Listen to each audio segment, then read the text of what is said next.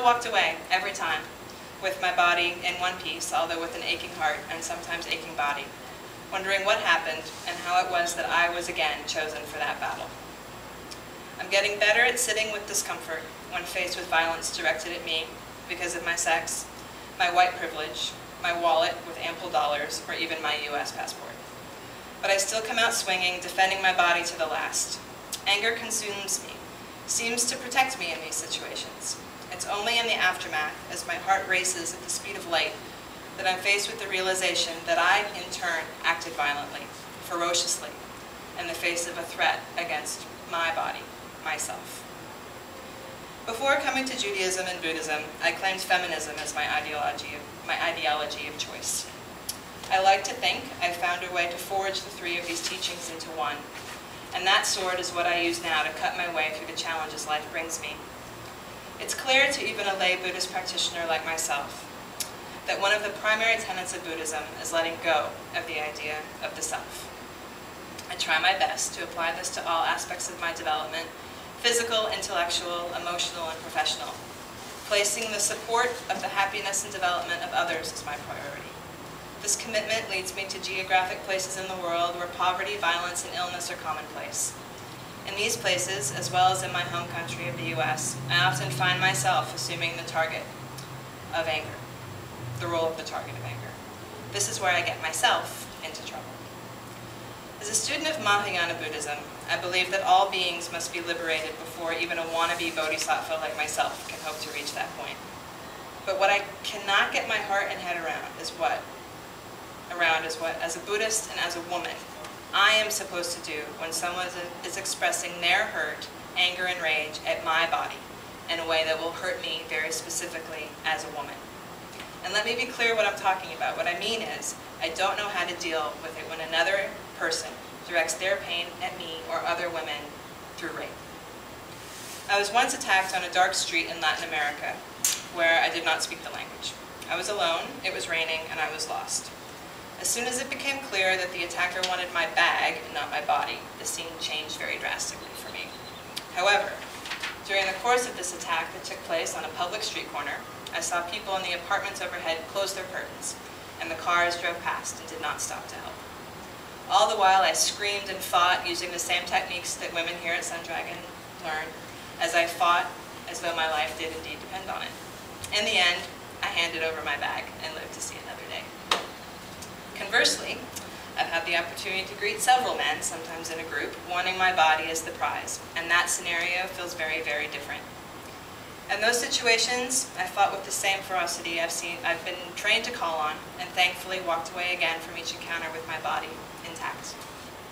I am blessed to have the training to be able to call on my body, and doubly blessed for its strength and health, enabling me to protect myself. Yet I often find my mental self having a conversation with my physical self. And these conversations sound something like, why is my immediate reaction to a physical threat to physically fight back? And how do I train as a Buddhist who is also a woman for these scenarios when they present themselves? When my senses return to me after each attack, I find myself having another internal conversation. What did this other person and I learn about violence through that interaction?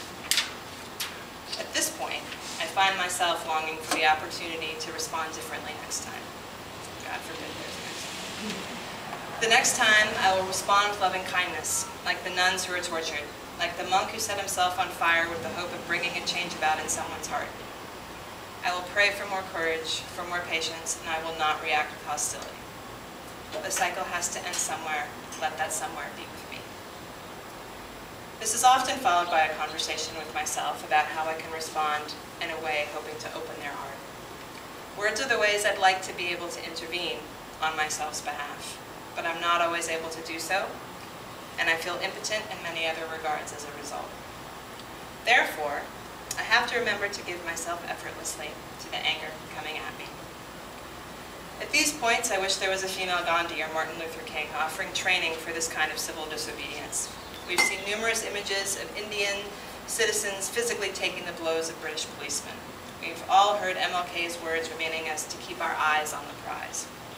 The changing of the heart of those with hatred, fear, and distrust to an open, trusting, loving heart. These are two teachers I return to time and again to remind me of those who struggled every day and to give me hope, courage, and a sense of how sacrifice of my own physical body could indeed benefit others. But these movements were just that. They were movements. The individuals were part of a greater force compelled by each member's participation. I don't feel a part of any movement to stop rape in the same sense when I'm alone on a dark alley being followed. Perhaps that's what's needed, an international movement to train women to respond with compassion, love, and patience without having to offer our bodies as the medium through which this change can take place.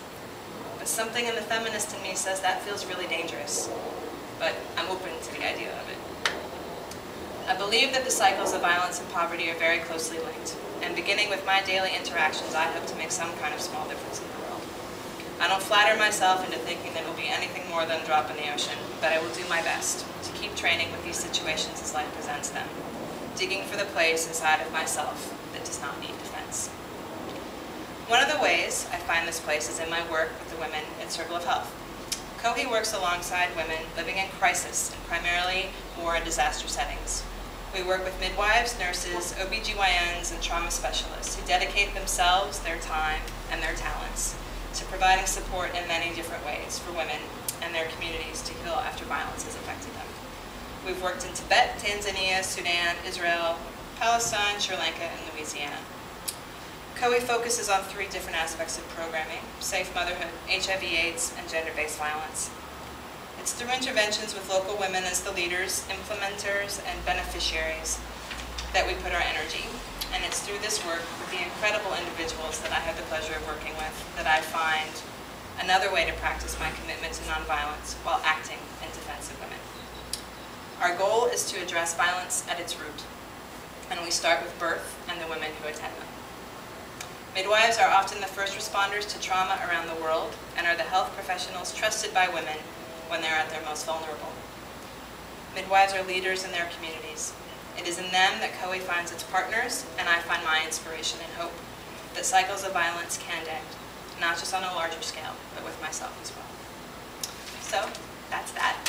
And I'd like to show you some pictures of the different places that we've been, where we work, along with some statistics about, the sad state of the world as it is, I guess. And just open the floor to anything that anybody feels like they want to talk about.